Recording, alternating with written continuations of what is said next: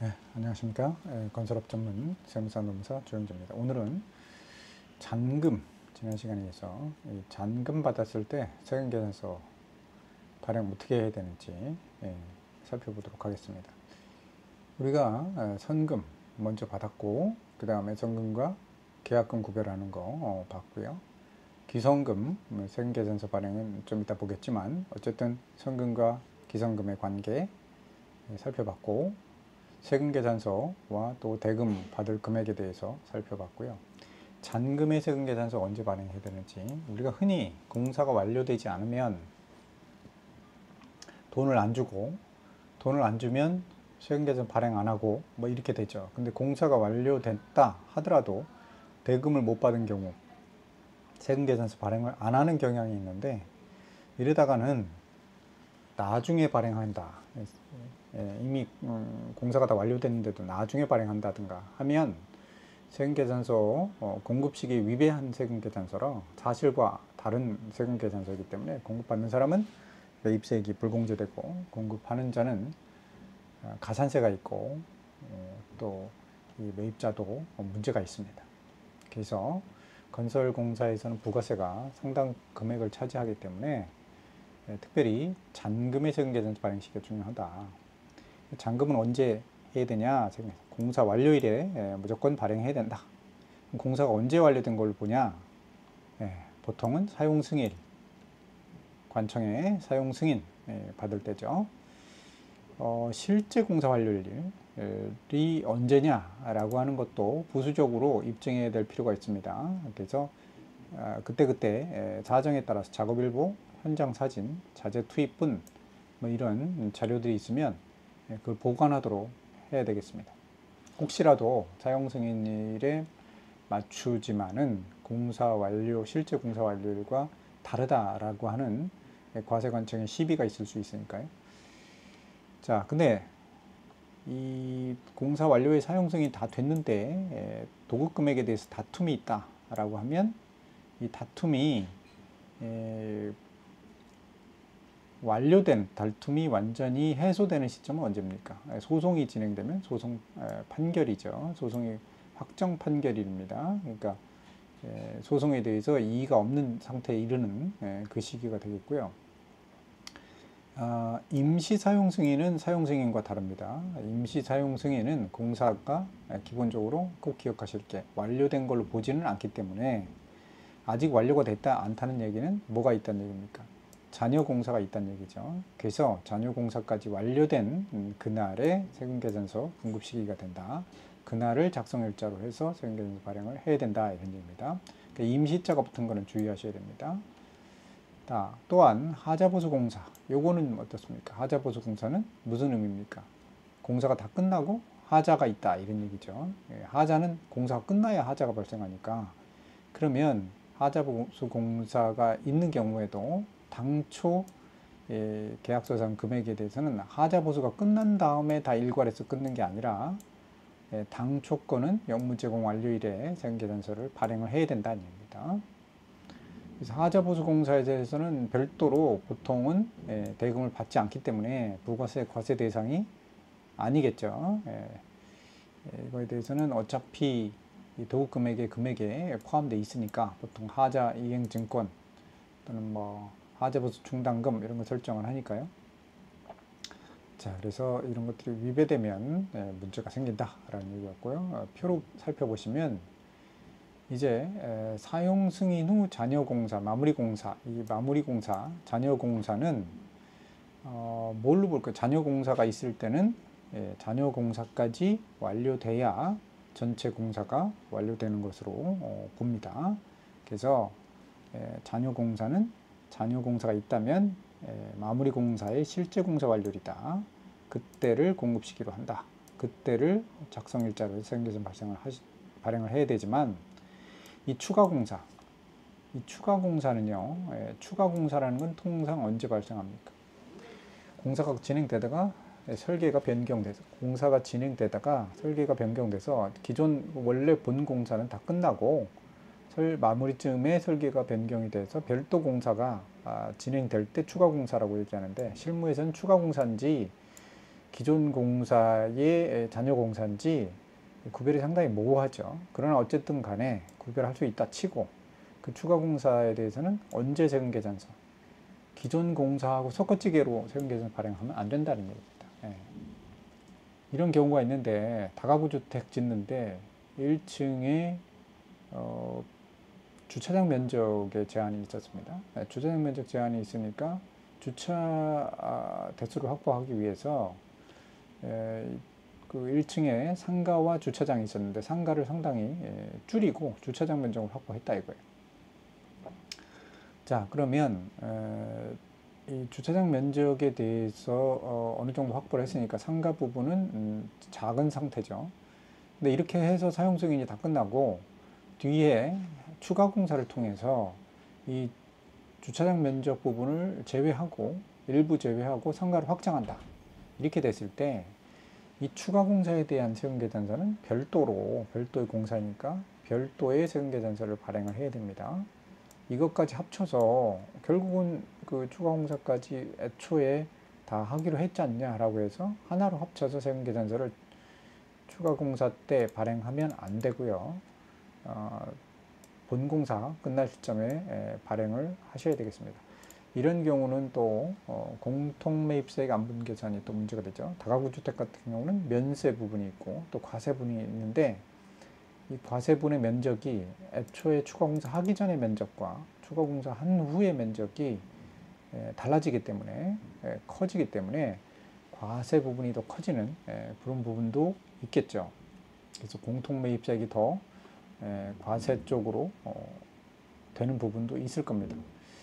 그러나 어찌됐든 추가 공사는 별도의 공사로 세금계산서를 발행해야 된다. 다만 하자보수 공사는 하자보수 공사, 이것도 마무리 공사가 아니죠. 하자보수 공사가 있다는 얘기는 본 공사가 끝났다는 얘기니까 본 공사에 대해서는 하자보수 공사와 별개로 세금계산서를 사용 승인일에 본 공사 사용 승인일에 발행을 해야 되겠습니다. 하자보수 공사 자체는 부가세 과세 대상이 아닙니다만 대금을 별도로 받지 않으니까 발주자에 대해서. 그런데 만약에 발주자 원도급 하도급의 관계에서 원도급자가 하도급자에게 이 발주자의 요청을 받아들여서 하자보수 공사를 하게 하고 하도급업자에게 돈을 지급을 한다면 지급이 이루어지니까 부가세 과세 대상이다 라는 예규가 있습니다.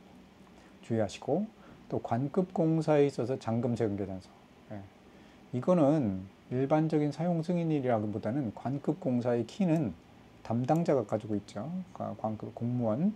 그래서 언제 엄격하게 검사 합격 통지를 거쳐서 그 뒤에 관급공사는 아시다시피 대금직 청구를 별도로 하죠. 잔금에 대해서. 물론 민간공사도 하지만 관급공사는 수락을 해야 되니까 공무원의 수락 시기에 지급 확정된 것으로 봐서 그때를 공급 시기로 합니다. 자, 그래서 도급계약서의 문구 검사 불합격 시에는 지체 없이 다시 검사를 받는다라는 규정이 있을 경우에는 검사 불합격이라는 게 중요한 이슈가 되기 때문에 검사 합격에 도달할 수 있는 시점, 그때를 공급시기로 본다. 그래서 도급계약서를 잘 보셔야 되겠습니다. 도급계약서에 잔금에 대해서 세금계산 발행할 때 특별히 주의하셔야 되겠다라는 부분입니다. 특별히 관급공사에 있어서는 대금 지급 청구 수락 시기 이 부분을 주의하셔야 되겠습니다. 민관과 다르니까요. 그 다음에 감액정산이 발생한다. 대금을 줄이려고 한다 이런 얘기죠.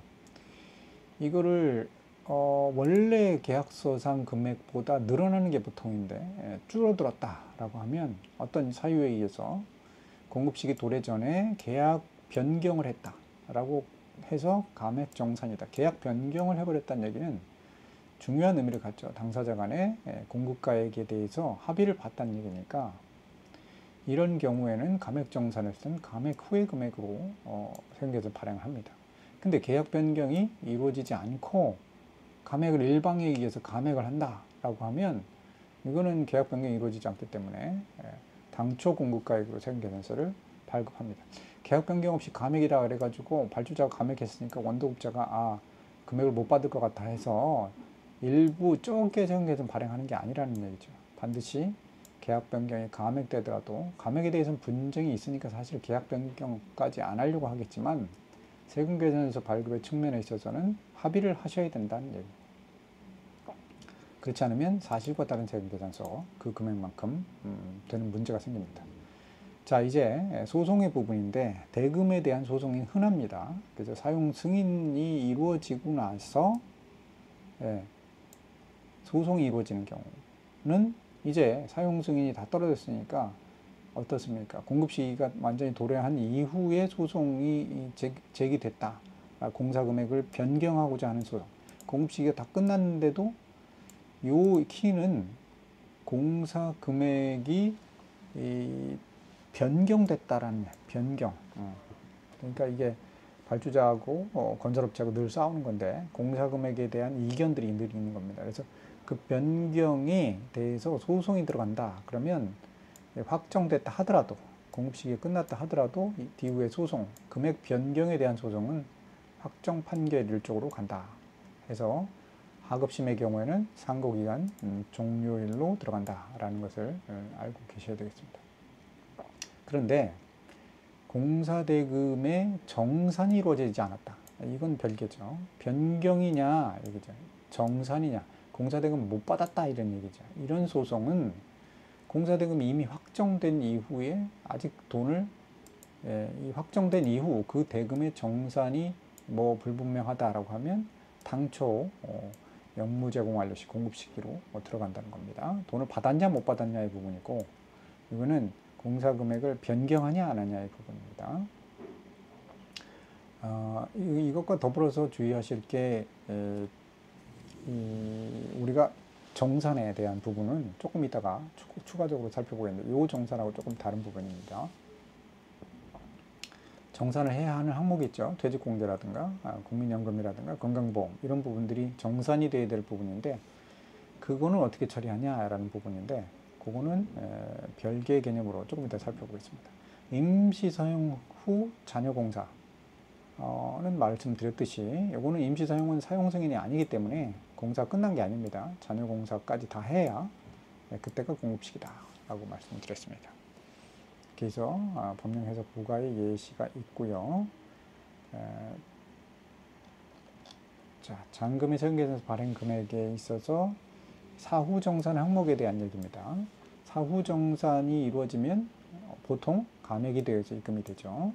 그 사후 정산해야 할 항목은 보통은 연금건강보험료, 퇴직공제 현장이면 퇴직공제, 안전관리비 요 항목들이죠. 이게 정산을 해야 할 항목인데 물론 이 부분들 다 기입해야 될 부분들은 고용산재보험료까지 다 기입을 해야 됩니다. 그러나 고용산재보험료는 이미 산출 내역서에 있는 금액대로 확정을 하는 거기 때문에 정산을 하는 것은 아니고요. 이 부분 연금건강퇴직공제 안전관리비는 산출 내역서에 있는 금액보다 적게 지출하면 그 부분은 정산해서 다시 원도금이나 발주자에게 이체를 해줘야 되는 부분이죠. 그렇게 사후 정산을 해야 되는 금액이 발생해서 원래 세금계산 발행하는 금액보다 작게 됐다고 하면 감액되는 경우 세금 계산을 어떻게 해야 됩니까? 이건 반드시 정산 합의서를 쓰셔야 된다는 얘기예요. 정산 합의서를 쓰시고 정산 합의서에 따른 금액으로 세금 계산서 발행을 하는 거지 계약 금액 그대로 세금 계산서를 발행하는 것이 아니다라는 거죠. 주의하셔야 하실 겁니다. 그래서 오늘은 잔금 세금 계산서 발행에 대해서 살펴봤습니다. 오늘도 건강한 하루 되시길 바라면서 건설업 전문 세무사 노무사 주영진 말씀드렸습니다. 이상입니다.